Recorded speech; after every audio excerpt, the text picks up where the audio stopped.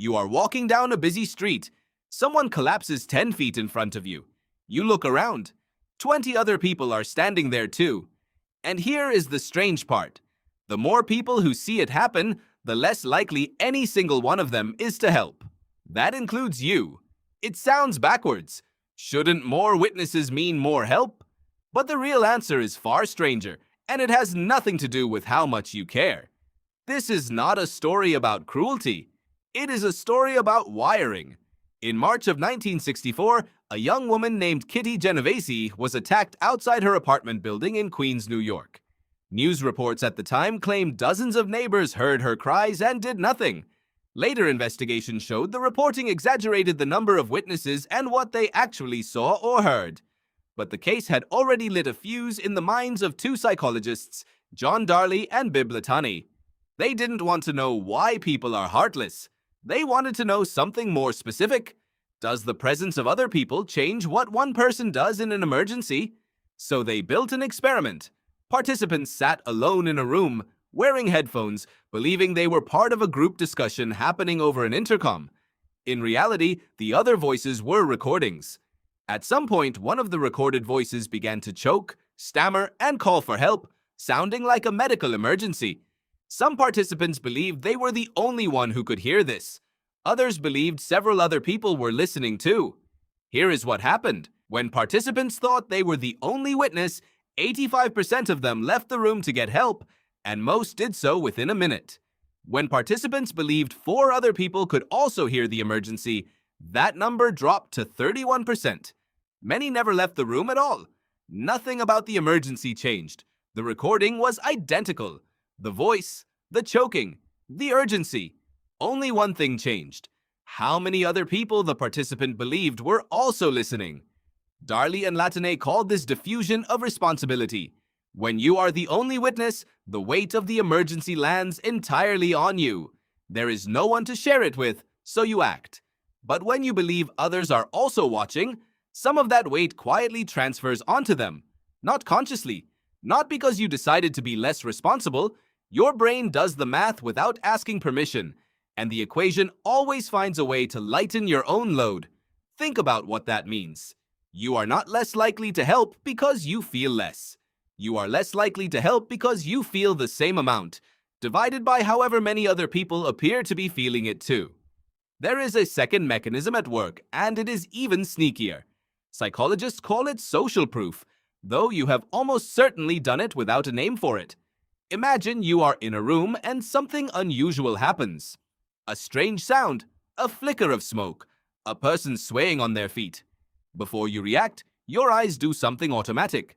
They check the room, not for the danger itself, but for how everyone else is reacting to it. If everyone around you looks calm, your brain concludes the situation must be fine, so you also look calm. And now you are one more calm face in the room, which makes the next person's brain conclude the same thing. This is how an entire crowd of individually concerned people can collectively convince each other that nothing is wrong. Researcher Bibb Latany ran further experiments that made this visible in a lab setting. Rooms were filled with smoke, mild enough to notice but not overwhelming. Alone, most people reported it or left within 2 minutes. In a room with 2 other people who had been instructed in advance to stay calm and ignore the smoke, only a small fraction of participants ever reacted. They looked at the smoke. They looked at the actors. The actors looked unbothered. So they decided to look unbothered too, even as the room slowly filled with haze. Why would evolution build a brain that does this? Here is where the deep dive gets interesting, because this is not a flaw. It is a feature that used to keep you alive. For nearly all of human history, you did not live in a city of strangers. You lived in a small band, maybe 20 to 50 people, almost all of whom you knew by name, by face, by relationship. In that world, reading the group's reaction to danger was not laziness. It was efficient survival. If the group froze, there was probably a real threat that a slower-moving mind hadn't spotted yet. If the group relaxed, the danger had likely passed. Trusting the collective judgment of people who knew this land, this predator, this weather pattern better than any one individual could, was often the smarter bet than trusting your own single set of eyes. Diffusion of responsibility served a similar ancient purpose. In a small group, if something went wrong, someone was already handling it. Roles were known. Hierarchies were understood. You didn't need to spring into action for every rustle in the grass because there was almost always someone whose job that was. The problem is that this wiring never received an update. Your brain still behaves as though the 20 strangers around you on a subway platform are a small band who know each other, who have assigned roles, who are silently coordinating a response. They are not. They are 20 individuals, each running the exact same calculation you are, each waiting for someone else to move first, each unknowingly canceling out the other's instinct to act. Anthropologists studying small-scale societies have noted that emergency response in tight kin groups tends to be immediate and almost reflexive, precisely because responsibility is not ambiguous. Everyone knows who the child belongs to. Everyone knows who is capable of running fastest, who has medical knowledge, who is closest. Modern crowds strip away every one of those signals. You are surrounded by capable people, and you have no idea which one of them is the one who is supposed to act. So the brain, built for clarity, defaults to hesitation. This is where the twist becomes almost uncomfortable. The bystander effect is strongest in exactly the situations where you would expect people to be safest. Not empty alleys, crowded ones, not quiet trains, packed ones. The presence of other people, which should feel like safety, is the very thing quietly disabling everyone's instinct to help. But here is the part researchers eventually discovered that changes the entire story, and it is the part worth remembering. The bystander effect is not a permanent state. It collapses the instant ambiguity disappears. Follow-up studies found that if just one person in a crowd breaks the freeze, either by naming the emergency out loud or by looking directly at another specific person and assigning them a task, the diffusion of responsibility shatters almost instantly.